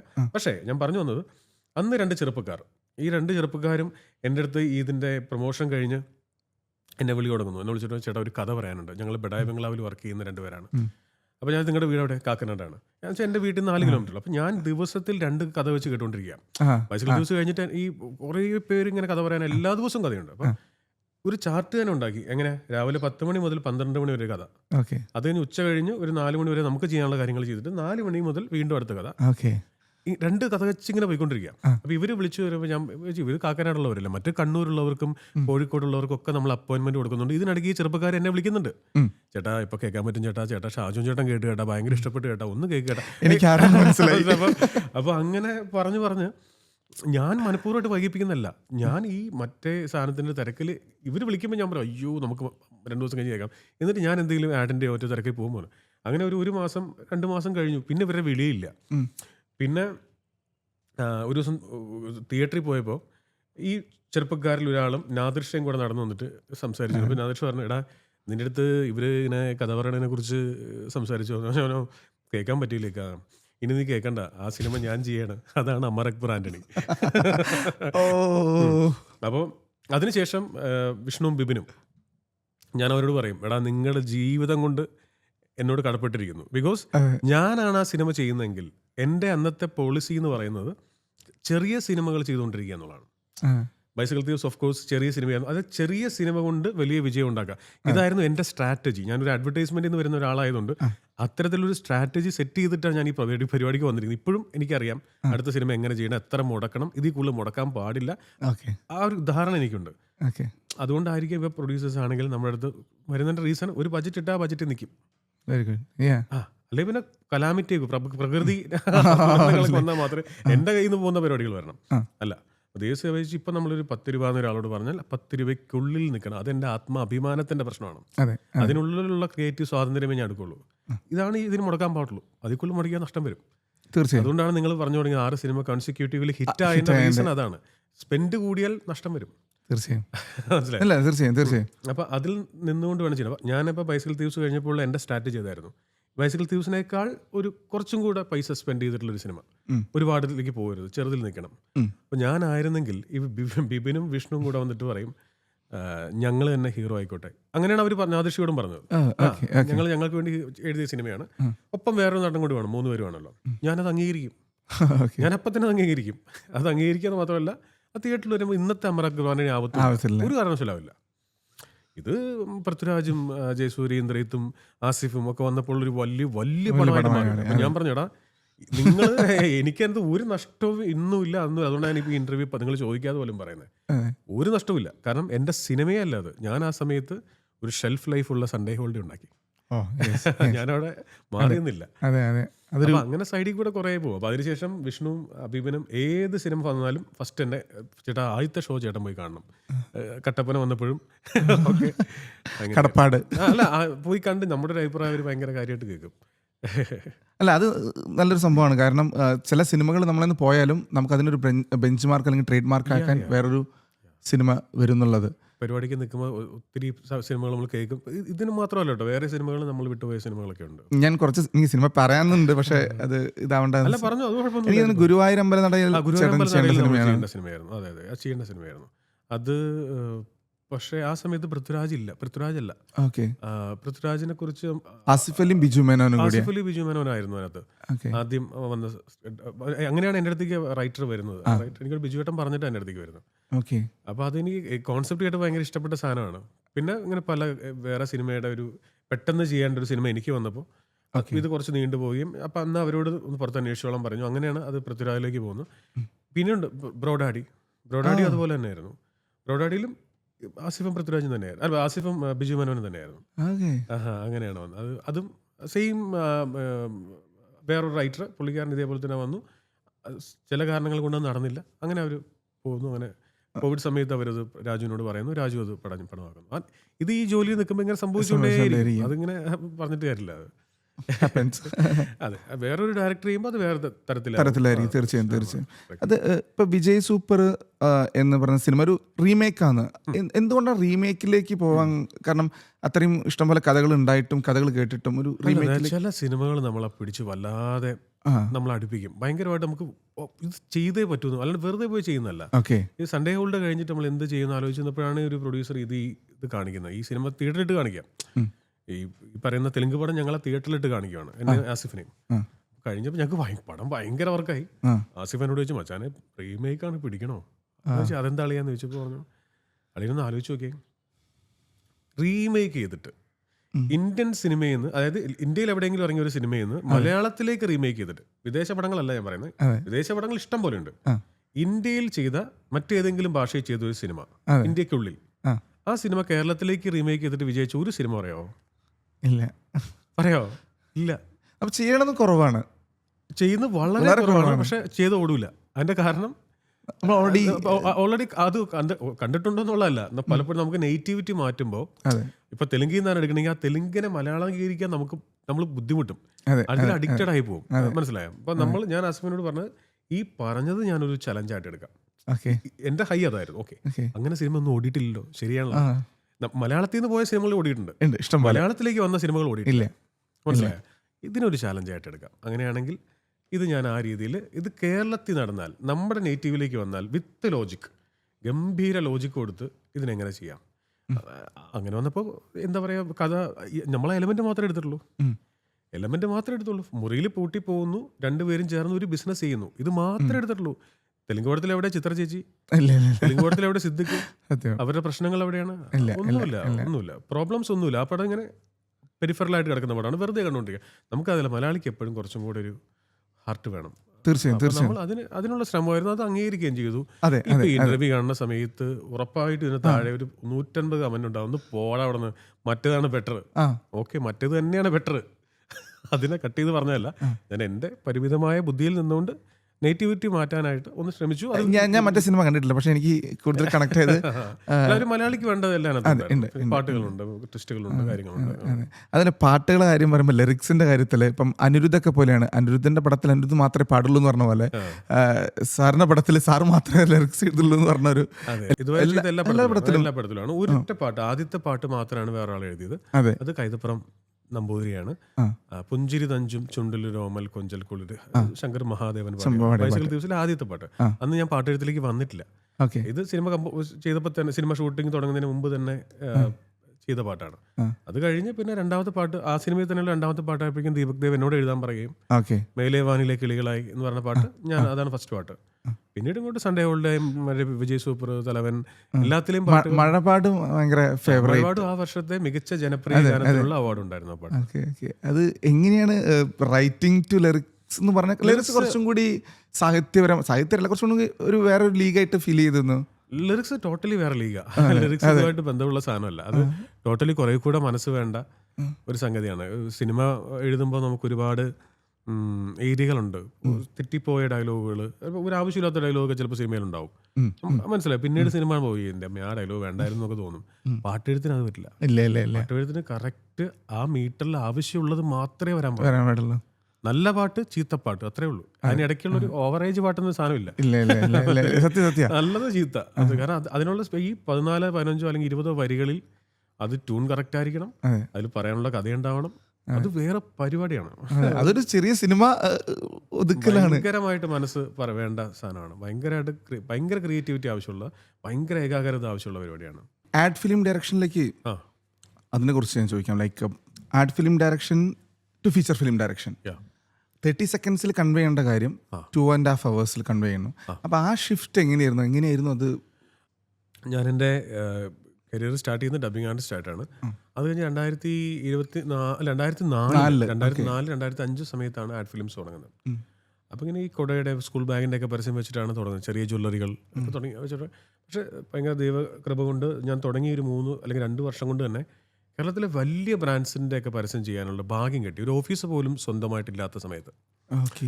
ഇപ്പോൾ ഫെഡറൽ ബാങ്ക് പോലത്തെ, അല്ലെങ്കിൽ നിറവറ പോലത്തെ, ലെൻസ് ആൻഡ് ഫ്രെയിംസ് പോലത്തെ, സ്കൈലൈൻ ബിൽഡേഴ്സ് പോലത്തെ അങ്ങനത്തെ വലിയ വലിയ ബ്രാൻഡുകൾക്ക് ചെയ്യാനുള്ള ആ പരസ്യങ്ങളെല്ലാം ഹിറ്റായതോടുകൂടി അതാത് രംഗത്തുള്ളവർ, ഇപ്പോൾ ഫോർ എക്സാമ്പിൾ ജയറാമേട്ടനെ വെച്ച് 2007 ചെയ്ത ജയരാജ് ബിൽഡേഴ്സ്, അത് ഭയങ്കര ഹിറ്റായ പരസ്യം. അത് ഹിറ്റായി കഴിഞ്ഞപ്പോൾ അതേ അസോസിയേഷൻ്റെ കീഴിലുള്ള മറ്റ് ബിൽഡേഴ്സ് എല്ലാം ഓക്കെ. അപ്പോൾ ഞാൻ നോക്കുമ്പോൾ ബാക്ക് ടു ബാക്ക് ബിൽഡേഴ്സിൻ്റെ ആഡ് ഞാൻ അങ്ങനെ ചെയ്തുകൊണ്ടേയിരിക്കുകയാണ്. അത് കഴിഞ്ഞ് നിറബറ ലാൽ സാറിനെ വെച്ചും കാവ്യ മാധവനെ വെച്ചൊക്കെ ചെയ്ത് അത് ഹിറ്റായി കഴിഞ്ഞപ്പോൾ ആ രംഗത്തുള്ള ഇഷ്ടംപോലെ ആൾക്കാർ നിറപറയല്ലേ 11 ആഡ് ഒരുമിച്ച് ചെയ്തത്? 10 ആഡ് ഫിലിം 2 ദിവസം കൊണ്ടാണ്. ഒരു ദിവസം okay okay okay 2 days Lal സാറിനെ വെച്ചിട്ട് 2 days. അതൊരു ചലഞ്ചായിരുന്നു. അത് അതുപോലെ നമ്മൾ പ്ലാൻ ചെയ്തല്ല നടക്കുന്നേ. അപ്പോൾ പ്ലാൻ ചെയ്യണം കറക്റ്റ്. ഒരു സെക്കൻഡ് ഒരാൾ ഷർട്ട് ഇടുന്ന സമയം, ലാൽ സാർ ഷർട്ട് മാറുന്ന സമയം പോലും കാൽക്കുലേറ്റ് ചെയ്യണം. അതുപോയാൽ എത്ര സമയം എടുക്കും, വിസിറ്റേഴ്സ് ഉണ്ടാവും, ഗസ്റ്റ് ഉണ്ടാവും, അവരോട് സംസാരിക്കും, ലഞ്ച് ബ്രേക്ക് എത്ര ഉറങ്ങണം തോന്നും, ഇതൊക്കെ കറക്റ്റ് പ്ലാൻ ചെയ്താൽ സെറ്റും ഒക്കെ അതുപോലെ വേണം കേട്ടോ. എല്ലാം അത്രയും ക്യാമറമാൻമാർ വേണം, അത്ര ക്യാമറ വേണം, അത്രയും സെറ്റ് ഇടാൻ പറ്റിയ സ്പേസ് വേണം, ലൊക്കേഷൻ ഷിഫ്റ്റ് കണക്കില്ല, അത്രയും വലിയ സ്ഥലത്താണ്. അതൊക്കെ പ്ലാൻ ചെയ്ത പരിപാടി നടക്കും. ഇപ്പൊ നിങ്ങൾ ആ ആഡ് കണ്ടു നോക്കിയാൽ നിങ്ങൾക്ക് ഒരിക്കലും ദൈവം ഇത് എങ്ങനെ ചെയ്തു നൽകും. കാരണം അത് കഥകളിയുണ്ട്, ആനയുണ്ട്, വടംവലിയുണ്ട്, വള്ളംകളിയുണ്ട്. ഈ 2 ദിവസത്തിനുള്ള ഒരു ആഡിന്റെ കാര്യം ഞാൻ പറയണേ. ഇതെല്ലാം ഉള്ളത് ഒരു ആഡിലാണ്. ഈ കഥകളിയും വടംവലിയും പറയെടുപ്പും ഒക്കെ ഉള്ളത് ഒരു ആഡിലാണ്. ഇത് കൂടാതെ ഇനി വീണ്ടും 10 ഉണ്ട് വേറെ. മനസ്സിലായി? അപ്പൊ അതിലാണ് എന്റെ ടാസ്ക്. എനിക്ക് ഭയങ്കര രസം അങ്ങനെ ഭയങ്കര. ഇപ്പൊ ഞാൻ ഇങ്ങോട്ട് വരുന്നതിന് മുമ്പ് ആസിഫ് അലിയെ വെച്ചിട്ട് KMCT കോളേജിന്റെ ആഡ് ചെയ്തിരുന്നു. അപ്പൊ ആസിഫ് ഇപ്പൊ ഇവിടെ വന്നതിന് ശേഷം എഡിറ്റ് കാണുന്നത്. ഞങ്ങൾ അത് ഷൂട്ട് ചെയ്ത് നേരം കൊണ്ട് പോരുമായിരുന്നു. എഡിറ്റ് കണ്ടപ്പോൾ ആസിഫ് ചെയ്ത ഇത് എങ്ങനെയാണോ നമ്മൾ ചെയ്ത് തീർത്തത്, അത് 6 മണിക്കൂർ കൊണ്ട് ചെയ്തതാണ്. അപ്പം പക്ഷെ അത് കണ്ടവരിക്കും 1.5 മിനിറ്റുള്ള ആഡാണത്. ആസിഫ് ഒരു 3 ഗെറ്റപ്പിൽ വരുന്ന പരസ്യമാണ്. അത്രയും വൈറ്റ് ക്യാൻവാസ് 500 ജൂനിയർ ആർട്ടിസ്റ്റും ഒക്കെ ആയിട്ട് ചെയ്ത അവസരം. എനിക്ക് അങ്ങനത്തെ ഓവർലോഡ് കിട്ടുമ്പോൾ ഭയങ്കര ക്രേസ്, ഭയങ്കര ഹൈയാ. അതുകൊണ്ട് ചില റൈറ്റേഴ്സ് വന്നിട്ട് കഥ പറയുമ്പോൾ ഈ ചേട്ടാ ഇത് ഇങ്ങനെ എടുക്കാം, പക്ഷെ ഇത് ഇങ്ങനെ എടുക്കണം എന്നില്ല, ഇങ്ങനെ ഞാൻ ബുദ്ധിമുട്ടുള്ള സാധനങ്ങൾ പറ, എടുക്കാൻ ടഫായ സാധനങ്ങൾ പറയാതെ. ഒരു പ്രായത്തിൽ നമുക്ക് ശ്രമിക്കാൻ പറ്റുള്ളൂ. തീർച്ചയായും ഐഡിയ ഉള്ള സമയത്തിലേ ശ്രമിക്കാൻ പറ്റുള്ളൂ. അത് നമുക്ക് ശ്രമിച്ചു നോക്കാന്നേ. ആളും ഇല്ലയോ എന്നുള്ളത് ചെയ്ത് നോക്കിയാലേ പറയാൻ പറ്റും. തീർച്ചയായും ആഡ് ഫിലിമിന്റെ റൈറ്ററും സാർ തന്നെയായിരുന്നു. അപ്പം അത് സിനിമയിലേക്ക് വരുമ്പം എന്തായിരുന്നു? രണ്ട് ക്രാഫ്റ്റാണ്. നമ്മൾ ഈ പാട്ടെഴുത്തും തിരക്കഥയും പറഞ്ഞ പോലത്തെ പരിപാടിയാണ്. അതായത് രണ്ടും എക്സ്ട്രീംലി ഡിഫറെൻ്റ് ആയിട്ടുള്ള ക്രാഫ്റ്റാണ്. ഈ പാട്ടെഴുത്തിൻ്റെ കാര്യം പറഞ്ഞല്ലോ, ഇവിടെ തെറ്റാൻ പറ്റില്ല. ഈ 30 സെക്കൻഡ് നമ്മൾ ഈ പ്രൊഫഷണൽ ആയിട്ടുള്ള ആൾക്കാർ ആഡ് ഫിലിം ചെയ്യുമ്പോഴുള്ളൊരു സംഭവം എന്ന് വെച്ച് കഴിഞ്ഞാൽ അവർ മാർക്കറ്റ് എന്താണെന്ന് പഠിച്ചിട്ട് എന്താണ് ആ മാർക്കറ്റിലേക്ക് ഇപ്പൊ നിങ്ങളുടെ പ്രൊഡക്റ്റ് ടൈലാണെന്ന് വെച്ചോ, ഈ ടൈലിനെ ഞാൻ എങ്ങനെയാണ് ഇത്, കാരണം 150 ബ്രാൻഡ് വേറെ ഉണ്ടല്ലോ, നിങ്ങളെക്കാൾ വില കുറഞ്ഞതൊക്കെ ഉണ്ട്. അപ്പൊ അതെല്ലാം മറികടന്നുകൊണ്ട് നിങ്ങളുടെ ടൈൽ എന്തിനാ ആൾക്കാർ മേടിക്കണ്ടേ? ഇതാണ് ആദ്യത്തെ ചോദ്യം. അതിന് ഉത്തരം കൊടുക്കണമല്ലോ. അത് ഉത്തരം കൊടുക്കേണ്ട ബാധ്യതയാണ് ആഡ് ഫിലിമിനുള്ളത്. തീർച്ചയായും ഈ ആഡ് ഫിലിം കണ്ടപ്പോൾ ഓക്കെ, ഉയരം കൂടും തോറും ചായയുടെ കടുപ്പം കൂടും. കണ്ണൻ ദേവൻ കൊള്ളാന്നേ, ഒരു പുതിയ സാധനം പറഞ്ഞു വരും. എത്രയോ നാളെ ചായപ്പൊടിക്കാര് പല കാര്യങ്ങളും പറഞ്ഞിട്ട് ഒന്നും കമ്മ്യൂണിക്കാണ്ട് ചായ കുടിക്കുന്നു, രുചി അത് എല്ലാരും പറയാനും തുടങ്ങി, പല ട്രോളായിട്ടും. അതാണ് പണി അറിയാവുന്നവർ വരുമ്പോഴുള്ള വ്യത്യാസം. മറ്റേ നമ്മൾ ചായയുടെ പരസ്യം കൊടുക്കൊണ്ട് എന്താ രുചി, കടുപ്പം, ഉന്മേഷം, എനർജി, ഇത് പറഞ്ഞു മടുത്തു. അത് പൗഡർ ഇടുമ്പോഴും ആ ഉന്മേഷത്തെ കുറിച്ച് പറയുന്നുള്ളൂ. അത് ചായ കുടിക്കണമെന്നില്ലല്ലോ, അതിന്റെ ബൂസ്റ്റ് അടിക്കണമെന്നില്ല. പൗഡർ ഇടുമ്പോഴും പെർഫ്യൂം അടിക്കുമ്പോഴും ഉന്മേഷം കാണിക്കുന്നുണ്ടല്ലോ. അപ്പോൾ അവിടെയാണ് എന്ത് ചെയ്യാം, ഉയരം കൂടും തോറും ചായയുടെ കടുപ്പം കൂടും. പുതിയൊരു കാര്യമാണ്, ശരിയാണോ അല്ലോ, പക്ഷെ പുതിയൊരു കാര്യം കമ്മ്യൂണിക്കേറ്റ് ചെയ്തു. ഇതാണ് പരസ്യത്തിൽ എല്ലാവർക്കും മനസ്സിലാവുന്ന ഒരു ഭാഷ, ഏറ്റവും സിമ്പിളായിട്ട് പറഞ്ഞേ ഉള്ളൂ. ഇതാണ് ഒരു പരസ്യത്തിന്റെ നമ്മൾ ചെയ്യേണ്ട ഒരു സാധനം. അപ്പോൾ ഞാൻ ലെൻസ് ആൻഡ് ഫ്രെയിംസിന്റെ ആഡ് ഫിലിം 2007 ചെയ്യുമ്പോൾ അതിന്റെ ഓണേഴ്സ് എന്നോട് പറഞ്ഞത്, ഞങ്ങളാണ് കേരളത്തിലെ നമ്പർ 1. ഞങ്ങൾക്ക് അന്ന് 14 ബ്രാഞ്ച് ഉണ്ട്.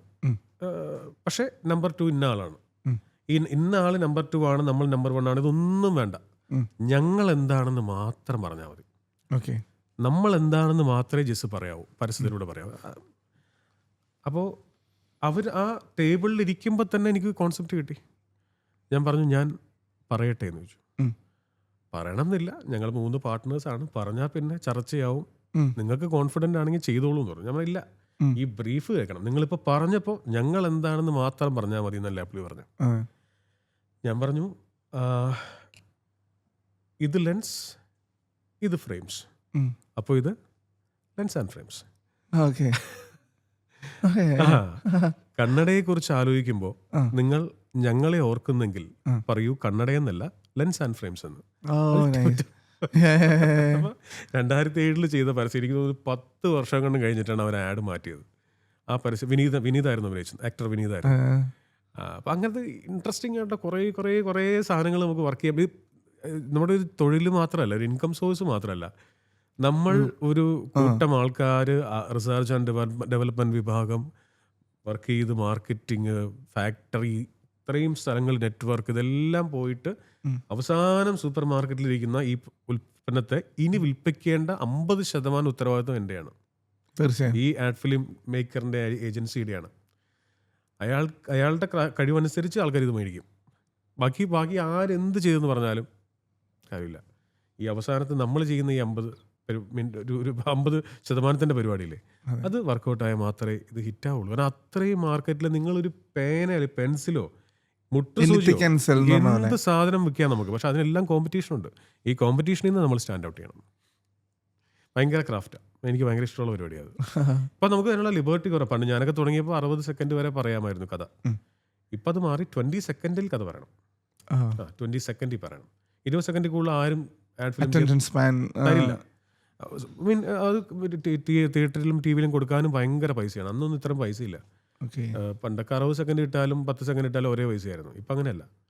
ഇപ്പം 20 സെക്കൻഡിന് വേറെ പൈസ, 10 സെക്കൻഡ് വേറെ പൈസ, അങ്ങനെയാണ്. അടുത്തത് ഡബ്ബിങ്ങിലേക്ക് വരുമ്പം 98 സീരിയൽ തുടങ്ങി.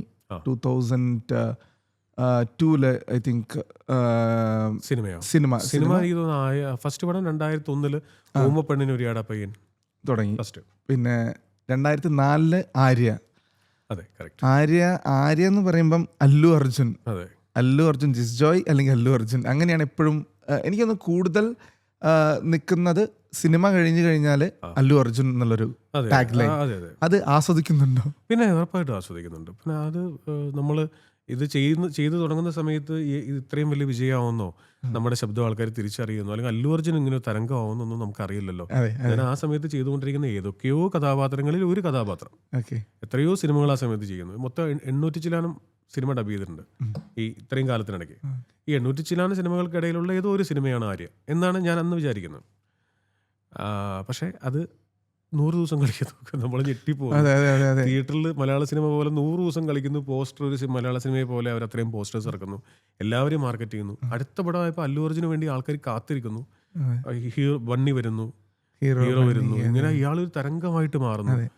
അപ്പോൾ സ്കൂൾ പഠിക്കും ഭയങ്കര ഞങ്ങൾ ക്ലാസ് കട്ട് ചെയ്തിട്ട് 102-നൊക്കെ ഞങ്ങൾ ക്ലാസ് കട്ട് ചെയ്തിട്ടാണ് പോയത്. അതെ, അത് വേറെ പരിപാടിയാണ്. അപ്പോൾ നമ്മൾ അറിയാതെ ചില കാര്യങ്ങൾ, നമ്മൾ പറയില്ലേ, ഞാൻ വിശ്വസിക്കുന്നൊരു കാര്യമുണ്ട്. ഇതുവരെ ബാക്കോട്ട് ആലോചിച്ച് നോക്കുമ്പോൾ നമ്മൾ അന്വേഷിച്ച് പോവാതെ നമ്മളെ തേടി വരുന്ന പല സാധനങ്ങളും നമ്മുടെ ഡെസ്റ്റിനി മാറ്റിമറിക്കാനുള്ള സാധനങ്ങളാണ്.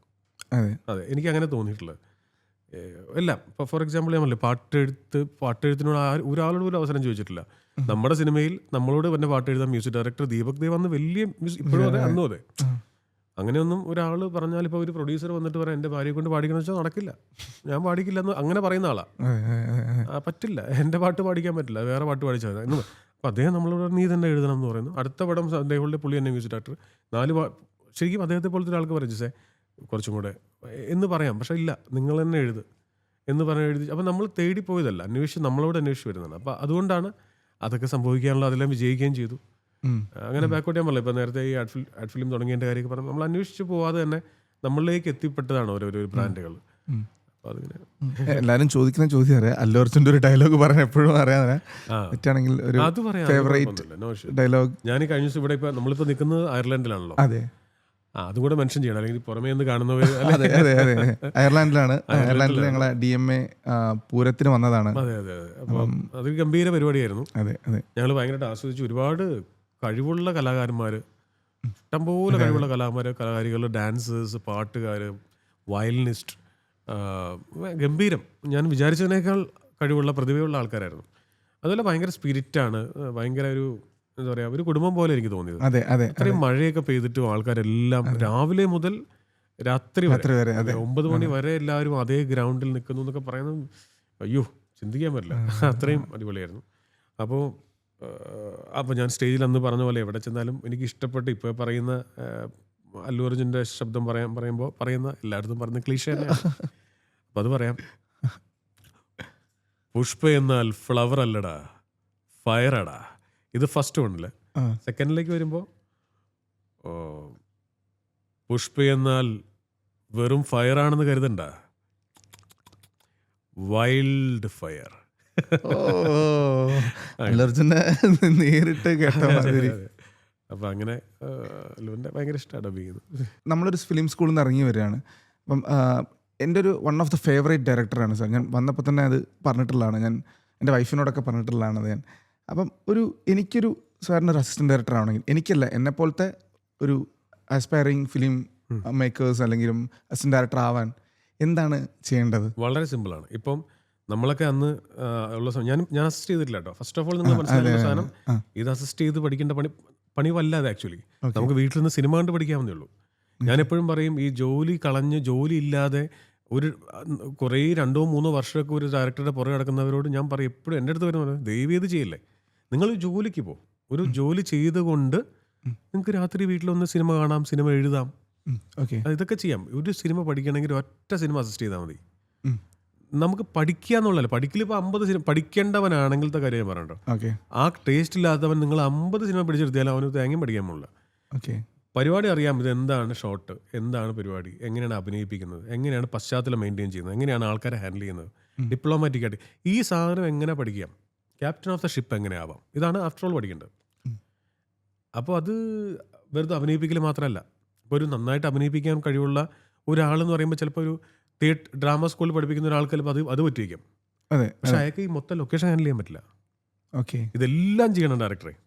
ഇത് പഠിക്കുക എന്നുള്ളതാണ്. ഇത് പഠിക്കാൻ ഒരു സിനിമ എന്നാൽ പറ്റും, ഒറ്റ സിനിമയിൽ മനസ്സിലാക്കിയാൽ മതി. അതിന് ഭയങ്കര ഫിലിം സ്കൂളിൽ ഒന്നും പോകേണ്ട ആവശ്യമില്ല, അതിനൊന്നും വേണ്ടി ലക്ഷങ്ങൾ പൊട്ടിക്കേണ്ട ഒരു കാര്യമില്ല. ഒറ്റ സിനിമയിൽ അസിസ്റ്റ് ചെയ്താൽ ചെയ്യാവുന്നേ ഉള്ളൂ. വീട്ടിലിരുന്ന് ഇപ്പം ഞാൻ പറയട്ടെ, ഞാനിപ്പോൾ ഈ 6 സിനിമ ചെയ്തില്ലേ, ഇത്രയും 850 ആഡ് ഫിലിംസ് ഡയറക്റ്റ് ചെയ്തു. ഏതെങ്കിലും ഒരാളുടെ കൂടെ നിന്ന് സംവിധാനം പഠിച്ചിട്ടുണ്ടോ?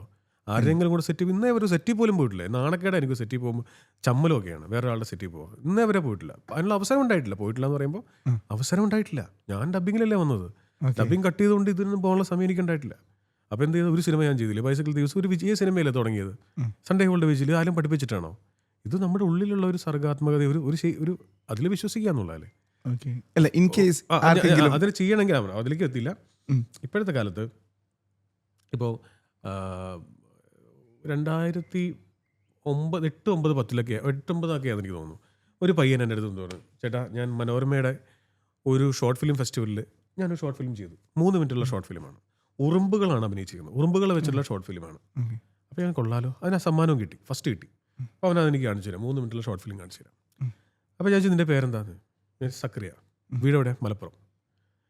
കൂടെ നിന്നോളൂ, നീ 4 വർഷം കൂടെ നിന്നു. 4 വർഷം ഇവൻ ആഡ് ഫിലിമിൽ എൻ്റെ കൂടെ, 3 വർഷം എൻ്റെ കൂടെ നിന്നു. അപ്പോൾ അവൻ്റെ കൂടെ വേറെ ശിവപ്രസാദ് എന്ന് പറഞ്ഞൊരുത്തനുണ്ട്, അഷ്റഫ് ഉണ്ട്. ഇങ്ങനെ എപ്പോഴും ഗ്യാങ്, അങ്ങനെ അസിസ്റ്റന്റ് ഡയറക്ടേഴ്സിൻ്റെ ഗ്യാങ് മാറിക്കൊണ്ടിരിക്കും. 3 വർഷം കഴിയുമ്പോൾ അവർ സ്വന്തമായിട്ട് പോകുമല്ലോ.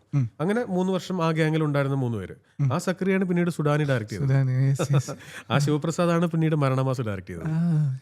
മനസ്സിലായി? അപ്പോൾ ഇതാണ് മൊബൈൽ വെച്ച് അവൻ ഷൂട്ട് ചെയ്ത ഷോർട്ട് ഫിലിം കാണിച്ചിട്ടാണ് എൻ്റെ അടുത്ത് വന്നത്. ഒരു മൊബൈൽ കൊണ്ട് പോലും ഇന്ന് ഷോർട്ട് ഫിലിം ചെയ്യാവുന്ന, അത് ആൾക്കാരിലേക്ക് എത്തിക്കാൻ അത്രയും സ്കോപ്പുള്ള ഒരു കാലത്താണ് നമ്മൾ നിൽക്കുന്നത്. അതെ. ലാസ്റ്റ് സെഗ്മെന്റിലേക്ക് പോകുമ്പം ഞാൻ കുറച്ച് പേരുകൾ പറയാം. എനിക്ക് 1 വേർഡ് ആയിട്ടുള്ള ആദ്യം ശ്രീനിവാസൻ സാർ. ശ്രീനിവാസൻ തീരാ നഷ്ടമായിപ്പോയി അദ്ദേഹത്തിൻ്റെ ഒരു വേർപാടെന്ന് പറയുന്നത്. കാരണം ഞങ്ങൾ തമ്മിൽ വളരെ പ്രതീക്ഷിക്കാതെ ഉണ്ടായ ഒരു സൗഹൃദമാണ് സൺഡേ ഹോളിഡേന്ന്. അതിനുശേഷം സൺഡേ ഹോളിഡേ ആണ് എനിക്ക് തോന്നുന്നു സാറ് ഹെൽത്തി ആയിട്ട് അഭിനയിച്ച അവസാനത്തെ സിനിമ. അതെ. അതുപോലെ സാറ് പറഞ്ഞിട്ടും അത് ശ്രീനിവാസൻ സാർ ഇല്ലെങ്കിൽ അത് നോയാണ്, നടക്കില്ല. ആ കഥ, ആ ക്യാരക്ടർ വേറെ ആര് വെച്ച് ചെയ്താലും ആ സിനിമ വിജയിക്കില്ല. ആർക്കും അതിനുള്ള സ്വാതന്ത്ര്യമില്ല. ഒരാൾ ആശുപത്രി കിടക്കുമ്പോൾ പോയി തമാശ പറഞ്ഞ് അയാളെ കൊണ്ട് കഥ പറഞ്ഞ് കേൾപ്പിച്ച് ആ കഥ സമ്മതിപ്പിച്ച് അന്ന് വൈകുന്നേരം ഇറങ്ങി പോരാന്ന് പറഞ്ഞത് വേറെ നിങ്ങൾ ആര് വെച്ച് ആലോചിച്ചോ, നടക്കില്ല. അപ്പോൾ അതൊക്കെ നമ്മൾ സംഭവിച്ചു പോയ കാര്യങ്ങളാണ്. ശ്രീനിയേട്ടനായിട്ട് പിന്നെ അങ്ങനെ ഒരു, എനിക്ക് ഏറ്റവും, ഞാൻ ഒരു ഇൻ്റർവ്യൂവിലും പറയാത്തൊരു കാര്യം, എനിക്ക് ഭയങ്കര സന്തോഷമുള്ളത്, സൺഡേ ഹോളിഡേ വിജയിച്ചു, പടം വെള്ളിയാഴ്ച ഇറങ്ങി, ഞായറാഴ്ച എന്നെ പുള്ളി വീട്ടിലേക്ക് വിളിച്ചു. ഞാൻ ചെന്നു, വലിയ കാര്യത്തിൽ ഭയങ്കര അഭിമാനത്തോടെ ചെന്നു, സന്തോഷമായിട്ട്. ശ്രീനിയേട്ടൻ പറഞ്ഞു, കുറേ നാളായിട്ട് ഇവിടെ ഫോണിലേക്കൊന്നും ആൾക്കാർ വിളിയില്ല, കാരണം ഞാൻ സിനിമ ചെയ്യുന്നില്ലല്ലോ. എത്രയോ നാളിന് ശേഷമാണ് ഇങ്ങനെ സിനിമ ചെയ്യുന്നത്. അപ്പോൾ ഇപ്പം എൻ്റെ സുഹൃത്തുക്കളൊക്കെ ഫോൺ ചെയ്ത് എന്നെ അഭിനന്ദിക്കാൻ തുടങ്ങി. നല്ല സിനിമ, നല്ല കഥാപാത്രം എന്നൊക്കെ പറഞ്ഞു. എന്നോട് പലപ്പോഴും പലരും ചോദിക്കും ഏറ്റവും മികച്ച സിനിമ ഏതാണ്. അപ്പോൾ അവരോടൊക്കെ ഞാൻ പറയും ഏറ്റവും കൂടുതൽ ആൾക്കാർക്ക് ഇഷ്ടപ്പെട്ട സിനിമ ഏതോ അതാണ് എൻ്റെ ഏറ്റവും പ്രിയപ്പെട്ട സിനിമ. അർത്ഥത്തിൽ ഇപ്പോൾ എൻ്റെ ഏറ്റവും പ്രിയപ്പെട്ട സിനിമ ഇതാണ്. കാരണം ഇതിപ്പോൾ തിയേറ്ററിൽ ഓടിക്കൊണ്ടിരിക്കുകയാണല്ലോ. അപ്പോൾ എന്നോട് ഞാൻ വരാൻ പറഞ്ഞത് എൻ്റെ കയ്യിൽ ഒരു തിരക്കഥയുണ്ട്. അന്ന് ഈ ആൾക്കാർ, ഞാൻ ഈ റോഷൻ ആൻഡ്രൂസ് ഒക്കെ പറഞ്ഞു കേട്ടിട്ടുണ്ട്, ഇദ്ദേഹത്തെ കൊണ്ടൊന്ന് എഴുതിപ്പിക്കാൻ സമ്മതിപ്പിക്കാൻ എത്രയോ നാൾ പുറകെ നടന്നാലാണ് പുള്ളി സമ്മതിക്കുക. ആ മനുഷ്യൻ എന്നെ വീട്ടിലേക്ക് വിളിച്ചിട്ട് പറയുന്നത് എൻ്റെ കയ്യിലൊരു തിരക്കഥയുണ്ട്, തനിക്ക് താല്പര്യമുണ്ടെങ്കിൽ അതാൻ ചെയ്തോളൂ. ഞാനിങ്ങനെ ഇപ്പോഴും എൻ്റെ ആ ഫോട്ടോ ഉണ്ട്, ഞങ്ങൾ ഒരുമിച്ചിരിക്കുന്നത്. ലോട്ടറി അടിച്ച പോലെ എനിക്ക് കേൾക്കുന്ന എന്താ വിഷയം, എന്ത് റിയാക്ഷൻ കൊടുക്കണം. ചില കാര്യങ്ങൾ പറയുമ്പോഴേ നമുക്ക് എന്ത് റിയാക്ട് ചെയ്യുമെന്ന് അറിയില്ല. ഇത് എങ്ങനെ റിയാക്ട് ചെയ്യും? താങ്ക് യു സാർ ഇമ്മീഡിയറ്റ്ലി പറയാൻ പറ്റില്ല, ഞെട്ടൽ കാണിക്കാൻ പറ്റില്ല. നമ്മളിങ്ങനെ കുറച്ച് ഞാൻ സാർ ഈ കാര്യമായിട്ടാണെന്ന് എന്ത് ചോദിച്ചാലും നമുക്ക് ട്രോള് കേൾക്കും, എന്ത് ചോദിച്ചാലും പുള്ളി ചീത്ത കേൾക്കും. മനസ്സിലായോ? നമ്മളിങ്ങനെ ഒരു സെക്കൻഡ് ധരിച്ചിരുന്നവരാണ്. തനിക്ക് ക്ലൈമാക്സ് നായകൻ വിജയിക്കണം അങ്ങനെയൊക്കെ ഉണ്ടോ? നായകൻ മരിക്കുന്നതായ കുഴപ്പമുണ്ടോ? ഞാൻ പറഞ്ഞു അങ്ങനെ കുഴപ്പമില്ല ശ്രീനേട്ടൻ എന്ത് എഴുതുന്നു അത് അങ്ങനെയല്ല, ആ സമയത്ത് നായകൻ മരിക്കണം എന്ന് പ്രേക്ഷകരും വിചാരിക്കും. അങ്ങനെയാണെങ്കിലും ഓക്കെയാണോ? തീർച്ചയായിട്ടും. അയ്യോ അതുമില്ല, പല കാരണങ്ങൾ കൊണ്ട് അതൊരു വലിയ റീസണാണ്. ആ കാരണം എനിക്കിവിടെ പറയാൻ പറ്റില്ല, ഒരു ഇൻ്റർവ്യൂവിലും പറയാൻ പറ്റില്ല. മറ്റു പല ആൾക്കാർക്കും ആ സിനിമ സംഭവിക്കാൻ പാടില്ലായിരുന്നു എന്ന് പിന്നീട് ശ്രീനേട്ടൻ എന്നോട് തന്നെ പറഞ്ഞു. അങ്ങനെ എന്തൊക്കെയോ ലോക്കൽ ഡ്രാമാസൊക്കെ എല്ലാം കളിച്ച് പുള്ളിക്ക് മരിക്കുന്നവരെ ഞങ്ങൾ മോഹൻകുമാർ ചെയ്യുമ്പോഴൊക്കെ പുള്ളി അത് പറയും. ജസ്റ്റ് അത് എനിക്കത് ഞാൻ കംപ്ലീറ്റ് എഴുതിയ ഒരു തിരക്കഥ ഇതുവരെ ചെയ്യാതിരുന്നിട്ടില്ല. ഫുൾ എഴുതി വെച്ചിരിക്കുന്ന ഒരു കഥ. അതിൻ്റെ ഒരു സങ്കടം എനിക്കുണ്ട്, അതൊരു സങ്കടമുണ്ട്. അതിനി ചെയ്യാനും പറ്റില്ല, അങ്ങനത്തെ ലോക്കാണ്. എന്തെങ്കിലും നടക്കട്ടെ സാർ. ഇല്ല, അത് നടക്കില്ല. അത് അങ്ങനത്തെ ലോക്കാണ്, ഒരിക്കലും നടക്കാൻ പോകുന്നില്ല. കാരണം അതെനിക്ക് എൻ്റെ ജീവിതത്തിൽ ഒരു വലിയ നഷ്ടമാണ്. മേ ബി നല്ലതിന് വേണ്ടിയിട്ടാണോ എന്ന് അറിയില്ല, പക്ഷെ അതൊരു ശ്രീനിവാസൻ സിനിമ ചെയ്യാനുള്ള ഒരു അവസരമാണ് ഇല്ലാതായി പോയത്. ലോഹിത് സാറ് നമ്മൾ ഇന്ന് ജീവിച്ചിരിപ്പുണ്ടായിരുന്നെങ്കിൽ ഒരു പക്ഷേ എൻ്റെ ജീവിതത്തിലെ എല്ലാ കാര്യങ്ങളും ആദ്യം പറയുന്ന, എൻ്റെ കഥകൾ ആദ്യം കേൾക്കുന്ന ആൾ അദ്ദേഹമായിരിക്കും. അതിനുള്ള ലിബർട്ടി, ഞാൻ അർഹിക്കാത്ത ലിബർട്ടി പുള്ളി എനിക്ക് തന്നിട്ടുണ്ട്. അർഹിക്കാത്തതെന്ന് പറയുമ്പോൾ പുള്ളിക്ക് എന്നോട് എന്തോ ഒരു ഭയങ്കര, ഒരുപക്ഷെ ഞാൻ അദ്ദേഹത്തോട് വളരെ പച്ചയായിട്ടുള്ള സത്യങ്ങൾ തുറന്നു പറയുന്ന ഒരു സ്വഭാവം ഉണ്ടായിരുന്നു. അത് ചെറിയ പുള്ളി ഇടുന്ന കോസ്റ്റ്യൂമിലാണെങ്കിലും വെക്കുന്ന തൊപ്പിയുടെ കാര്യത്തിലാണെങ്കിലും മനസ്സിലായ അങ്ങനത്തെ കാര്യങ്ങളാണെങ്കിലും ഞാൻ വളരെ പറയും അദ്ദേഹത്തോട്. അങ്ങനത്തെ ഒരു അങ്ങനെയാണ് പുള്ളിക്ക് എന്നോട് എന്നെ പുള്ളി ശ്രദ്ധിക്കാൻ തുടങ്ങി. അങ്ങനെ പിന്നെ ഭയങ്കര സന്തോഷം. എറണാകുളത്ത് വരുമ്പോഴൊക്കെ വിളിക്കാൻ തുടങ്ങി, കാണാൻ തുടങ്ങി, പ്രഭാഷണങ്ങൾക്ക് പോകുമ്പോൾ എന്നെയും കൂട്ടാൻ തുടങ്ങി. അപ്പോൾ അങ്ങനെ ഭയങ്കര അടുപ്പമുള്ളൊരു മനുഷ്യനായിരുന്നു. ഭയങ്കര അടുപ്പം വെച്ചാൽ ഭയങ്കര കൊച്ചുകുട്ടികളെക്കാൾ കൊച്ചുകുട്ടിയായിട്ടുള്ള മനുഷ്യനാണ്. അദ്ദേഹത്തിൻ്റെ വേർപാട് എനിക്ക് ആ ഞായറാഴ്ച ഒരിക്കലും എൻ്റെ മനസ്സിൽ നിന്ന് മറക്കാൻ പറ്റില്ല. മലയാള സിനിമയിൽ നിന്നും ഇന്നും മലയാള സിനിമയ്ക്കുള്ള എക്കാലത്തെയും നഷ്ടങ്ങൾ, പത്മരാജൻ പോയ പോലെ തന്നെ എക്കാലത്തെയും നഷ്ടങ്ങളിലൊന്നാണ് അദ്ദേഹം ഒരു 20 വർഷം കൂടെ ഉണ്ടായിരുന്നില്ല എന്നുള്ളത്. അമ്മയെ പോലെ സെറ്റിൽ ഒരിക്കലും ഒരു താരമാണെന്ന് തോന്നില്ല. അഭിനയിച്ചുകൊണ്ടിരിക്കുമ്പോൾ നമുക്ക് ഇവർ അഭിനയിക്കുന്നതാണെന്ന് തോന്നില്ല. അഭിനയിക്കുന്നില്ല ഇന്ന് ചേച്ചി ഉഴപ്പാണെന്നേ തോന്നുള്ളൂ. ഇന്ന് ഉഴപ്പാണ്. അത് ചേച്ചിയെ പിടികിട്ടുന്നവരെ നമുക്ക് തോന്നും. പിന്നെ 2 സിനിമ നമുക്ക് മാറും കേട്ടോ. അത് ബേസിക്കൽ ദിവസമൊക്കെ ഞാൻ ചോദിച്ചു, ഇവരെന്താണ് ഇങ്ങനെ നമ്മൾ പുതിയൊരാളായിട്ട് വന്നിട്ട് ഇവർ സഹകരിക്കാത്ത എന്താ? സഹകരിക്കാന്ന് വെച്ചാൽ അഭിനയിക്കുന്നില്ലല്ലോ. ഇതല്ലല്ലോ ഞാൻ മനസ്സിൽ കണ്ടത്. ഇവരെന്താണ് അങ്ങനെ അഭിനയിക്കാത്തത്? ഇത് എഡിറ്റിംഗ് ടേബിളിൽ വന്ന് സീനായിട്ട് കാണൂലേ, നമ്മളിന്ന് കാര്യം. എൻ്റെ അമ്മേ, നമ്മളൊക്കെ എന്ത് ഇതിൻ്റെ അപ്പുറവും കണ്ട് അതിനകത്ത് എങ്ങനെ എഡിറ്റിംഗ് ടേബിളിൽ വരുമ്പോൾ ഇത് എങ്ങനെ എവിടെ വരും, ഇതിൻ്റെ പൊസിഷനിങ് എവിടെയാണ്, അപ്പം എന്ത് ചെയ്യണം എന്നുള്ളതാണ് ഇവർ ചെയ്തിരിക്കുന്നത്. നമ്മൾ ഞെട്ടിപ്പോവും. Legend, true legend. അത് ഞാൻ പിന്നീട് ചോദിച്ചിട്ടുണ്ട് ചേച്ചിയുടെ അടുത്ത്, ഇതെന്താ ഇങ്ങനെ മനഃപൂർവ്വം ചെയ്യുന്നത്? നിങ്ങൾക്ക് അറിയൂ, 26ാമത്തെ സീനിന്ന് മാത്രമല്ല അറിയൂ, ഇത് എവിടെ കിടക്കണേ നിങ്ങൾക്ക് അറിയൂ ചോദിക്കുമ്പോൾ ചേച്ചി പറഞ്ഞു, ഇല്ല ചേച്ചി നമ്മൾ അതിന് വേണ്ടിയിട്ടൊന്നും ചെയ്യുന്നില്ല, അതൊരു ബ്ലെസ്സിങ് ആണ്. ചിലവർ കറി ഉണ്ടാക്കുന്ന പോലെ അതൊരു ബ്ലെസ്സിങ് ആണ്. എല്ലാവരും കൂട്ടുകറിയും മസാലകളും വേപ്പിലൊക്കെ ഇടുന്നുണ്ട്, പക്ഷെ ചിലരുണ്ടാക്കുന്ന കറിക്ക് ഒരു ടേസ്റ്റ് കൂടില്ല എന്ന് പറഞ്ഞാൽ അതൊരു ബ്ലെസ്സിങ് ആണ്. ഉത്തരവില്ലാത്ത ചോദ്യം. മോഹൻലാൽ സാറിന്റെ പോലെ തന്നെ ജയസൂര്യ സുഹൃത്താണ്. ഞങ്ങൾ സയാമീസ് ഇരട്ടകൾ എന്നാണ് അറിയപ്പെട്ടിരുന്നത്. ഞാനില്ലാതെ അവനെയും അവനില്ലാതെ എന്നെയും കാണാറില്ല. അത്രയും തുടക്കത്തിൽ ഞങ്ങൾ എനിക്ക് ഡബിങ് ആർട്ടിസ്റ്റ് ആയിട്ട് സിനിമ ഞങ്ങൾ പ്രതീക്ഷിക്കുന്നുണ്ട്. ഞങ്ങൾ അങ്ങനെ പ്ലാൻ ചെയ്യുന്നുണ്ടായിരുന്നു. സംഭവം ആസിഫ് അലി അവസാനമല്ല, എൻ്റെ തുടക്കവും ഒരിക്കലും അവസാനമില്ലാത്ത ഒന്നാണ്. ആസിഫ് അലി എനിക്ക് ഒരിക്കലും അവസാനമില്ലാത്ത ഒന്നാണ്, ഒരിക്കലും ലാസ്റ്റ് ചാപ്റ്റർ അല്ല. ആസിഫ് അലി ഞങ്ങളുടെ സൗഹൃദം ഒരിക്കലും സിനിമയ്ക്കുള്ളിലുള്ള, സിനിമ ഉണ്ടാകുമ്പോൾ മാത്രമുള്ള സൗഹൃദമല്ല, അതൊരു ഫാമിലി ആയിട്ട് മാറുന്ന ഒരാളാണ്. ഞാൻ പലപ്പോഴും ശ്രദ്ധിക്കുന്നത്, ഞാൻ ഒരു പരിധിവരെ വിചാരിച്ചിരുന്നത് ഞാൻ അവനെയാണ് കരുതുന്നതെന്നാണ്. പക്ഷേ ഈ ഒരുമിച്ച് യാത്രകൾ തുടങ്ങിയപ്പോൾ ഇപ്പോൾ യൂറോപ്പിലും ഇപ്പോൾ ഇവിടെ രണ്ട് ഒരുമിച്ചുണ്ടല്ലോ, യാത്രകൾ തുടങ്ങിയപ്പോഴാണ് എനിക്ക് മനസ്സിലായത് ഒരിക്കലും ഞാൻ അവനെ അല്ല കരുതിക്കൊണ്ടിരിക്കുന്നത്, അവൻ എന്നെയാണ്. അത് ഒരു വണ്ടിയിൽ കയറുമ്പോൾ ഇരിക്കുന്ന സീറ്റിൽ പോലും ആ കരുതലുണ്ട്. അതാണ് അത്. അങ്ങനത്തെ ഒരാളെ ഫ്രണ്ടിനെ കിട്ടാൻ ഭയങ്കര ബുദ്ധിമുട്ടാണ്. ഭയങ്കര ബുദ്ധിമുട്ടാണ്, പ്രത്യേകിച്ച് സിനിമ പോലത്തെ ഒരു സ്ഥലത്ത് ഭയങ്കര ബുദ്ധിമുട്ടാണ്. നമ്മളൊന്നും അങ്ങോട്ടും ഇങ്ങോട്ടും പ്രതീക്ഷിക്കാതെ ഒരു ബിസിനസ്സും വയനാട്ടിലില്ല, ഒരു ബിസിനസ്സും ഇല്ല. അവനും നന്നാവുമ്പോൾ എനിക്ക് സന്തോഷം, ഞാൻ നന്നായി അവന് സന്തോഷം. അതൊരിക്കലും സിനിമ ചെയ്യണമെന്ന് പോലും ഇല്ല. അത് വലിയ വർത്താനം പറയുന്നതല്ല, അല്ലെങ്കിൽ പൊങ്ങച്ചമായിട്ടോ അല്ലെങ്കിൽ വിനയമായിട്ടോ പോലും പറയുന്നതല്ല. അങ്ങനെ ഒന്നും ആഗ്രഹിക്കുകയോ അങ്ങോട്ടും ഇങ്ങോട്ടും പരസ്പരം ഒന്നും ആഗ്രഹിക്കാത്ത, നല്ലത് മാത്രം വിചാരിക്കുന്ന, വളരെ അസിം മാത്രമല്ല അസിമിൻ്റെ ഭാര്യയും, ഞങ്ങൾ അങ്ങനെ ഒരു കുടുംബം പോലെയാണ്. അത് അവനെപ്പോഴും പറയുന്ന പോലെ മാഷാ അല്ലാ, എക്കാലവും അതുപോലെ തന്നെ ഉണ്ടാവട്ടെ. ഏറ്റവും അവസാനത്തെ ക്വസ്റ്റ്യൻ, തലവൻ 2 ഞങ്ങൾ എത്രയും തലവൻ 2 നമ്മൾ തലവൻ ഒരു പ്രതീക്ഷയില്ലാതെ ചെയ്ത സിനിമയാണ്. അതായത് ചുരുക്കി അത് ഇങ്ങനെ 110 സീനുള്ളൊരു സിനിമ. എല്ലാ ദിവസവും ഇന്ററപ്റ്റ് ചെയ്യുന്നത്, സോറി, അത് കമലഹാസൻ സാർ വരെ അതിനെ കമലഹാസൻ സാറിനെ വിളിച്ച് അപ്രീഷിയേറ്റ് ചെയ്തു. കമലഹാസൻ സാറിന് പിന്നെ അങ്ങനെ ഒരു പരിപാടി ഉണ്ടല്ലോ, ഓടുന്ന സിനിമ, പ്രത്യേകിച്ച് മലയാള സിനിമ വല്ലാതെ വാച്ച് ചെയ്യുന്ന ഒരാളാണ്. ഞങ്ങൾ എല്ലാവരും അദ്ദേഹത്തിന്റെ വീട്ടിലേക്ക്, സ്റ്റുഡിയോയിലേക്ക് വിളിപ്പിച്ചു. അത് മാത്രമല്ല തലവൻ എന്ന് പറയുന്നത് ഒരു പാൻ ഇന്ത്യൻ റീച്ച് കിട്ടിയൊരു റീച്ചായിരുന്നു. പിന്നെ ചെന്നൈയിലേക്ക് നന്നായിട്ട് ഓടിയിരുന്നു. അപ്പോൾ അങ്ങനെ അത്രയും ഒരു ആൾക്കാർക്ക് പ്രതീക്ഷ ഉള്ള സിനിമയായതുകൊണ്ട് തന്നെ അതിന് സെക്കൻഡ് പാർട്ട് ചെയ്യുമ്പോൾ ആദ്യത്തെ പാർട്ട് ചെയ്ത പോലെ അത്രയും സിമ്പിളായിട്ട് കാര്യങ്ങൾ എടുക്കാതെ ഒരു പ്രതീക്ഷ ഉണ്ടല്ലോ ആൾക്കാർക്ക്. ആ പ്രതീക്ഷ മീറ്റ് ചെയ്തില്ലെങ്കിൽ ഫസ്റ്റിന്റെ പേരും കൂടെ പോകും. മനസ്സിലായോ? തലവൻ ഇപ്പം ആൾക്കാർ കാണുമ്പോൾ തലവനില്ലേ തലവനില്ലെന്ന് ചോദിക്കുന്നുണ്ട്. ഇപ്പം ദിലീഷ് പോത്തൻ കഴിഞ്ഞ സെനറ്റ് പറഞ്ഞിടാ, ഇത് എവിടെ ചെന്നാലും മറ്റേ തൊണ്ടി മുതലിന്റെ സെക്കൻഡ് പാർട്ടുണ്ടോ, മഹേഷിന്റെ പ്രതികാരത്തിന് സെക്കൻഡ് പാർട്ടുണ്ടോ എന്ന് എന്നോട് ആരും ചോദിച്ചിട്ടില്ല. എന്നെ കാണുന്നവർ മുഴുവൻ ചോദിച്ചോണ്ടെങ്കിൽ തലവന്റെ സെക്കൻഡ് പാർട്ടുണ്ടോ, തലവന്റെ സെക്കൻഡ് പാർട്ടുണ്ടോ. ഞാൻ സാർ ഇന്റർവ്യൂ ചെയ്യാൻ ഞാൻ നാട്ടിൽ വിളിച്ചിരുന്നു, എന്റെ ഫ്രണ്ടിനെ വിളിച്ചപ്പോൾ തലവൻ 2 കാര്യം ചോദിക്കണം. എവിടെ വെച്ച് കണ്ടാലും ആൾക്കാർ ചോദിക്കുന്നത്. അപ്പൊ ദിലീഷിന് അത് കൂടുതലാണ്, കാരണം ദിലീഷിന്റെ കഥാപാത്രം മരിച്ചു കിടക്കുന്നിടത്താണ് സിനിമ തീരുന്നത്. സോ അതിന്റെ റീസൺ ആൾക്കാർക്ക് അറിഞ്ഞിട്ടില്ല, എന്താണ് അതിന്റെ റീസൺ എന്നുള്ളത്. അപ്പൊ അതൊക്കെ ഇൻട്രസ്റ്റിംഗ് ആയിട്ട് എഴുത്ത് നടക്കുന്നുണ്ട്, നല്ല രീതിയിൽ പോകുന്നുണ്ട്. All the best. എനിക്ക് തോന്നുന്നു അടുത്ത വർഷം ചെയ്യാൻ പറ്റിയേക്കും. പുതിയ സിനിമയെ കുറിച്ച് എന്തെങ്കിലും പറയാം? പുതിയ സിനിമ ആസിഫ് അലിയാണ് അഭിനയിക്കുന്നത്. സുരേഷ് എന്ന് പറഞ്ഞ പുതിയൊരു റൈറ്ററാണ്. കൂടെ സഞ്ജയ് ബോബി ഉണ്ട്, ഞാനുണ്ട്, എല്ലാവരും കൂടെ അതിൻ്റെ ക്രിയേറ്റീവിലുണ്ട്. പിന്നെ അത് മോസ്റ്റ് പ്രോബബ്ലി ജൂൺ ഫസ്റ്റ് വീക്കിൽ ഷൂട്ട് തുടങ്ങും. എന്ന് വെച്ചാൽ അടുത്ത 2 ആഴ്ച കഴിഞ്ഞ് ആ സിനിമ ഷൂട്ട് തുടങ്ങും. ആസിഫ് അലിയാണ് കേന്ദ്ര കഥാപാത്രം. ഞാൻ ചെയ്തിട്ടില്ലാത്ത തരം ഒരു സിനിമയാണ്. കുറച്ചുകൂടി ഫാമിലി കൈൻഡ് ഓഫ് വേറൊരു ടൈപ്പ്, അത്ര ഫീൽ ഗുഡ് അല്ലാത്ത ഒരു പരിപാടിയാണ്. ഓക്കെ, എന്തായാലും സാർ ഓൾ ദ ബെസ്റ്റ്. എന്തായാലും സിനിമ ഞങ്ങൾ കാണും, സപ്പോർട്ട് ചെയ്യും. എന്തായാലും ഇത്രയും നേരം എനിക്കറിയാം സമയത്തിൻ്റെ പരിമിതികൾ അറിയാം, എന്നിട്ടും ജിസ് ജോയ് സിനിമ പോലെ ഞങ്ങളെ കൂടെ ഇരുന്ന് ഫീൽ ഗുഡ് ആക്കി തന്ന സാറിന് പ്രേമക് സ്റ്റുഡിയോസിൻ്റെ വക thank you so much sir. Thank you so much. Pleasure. Thank you.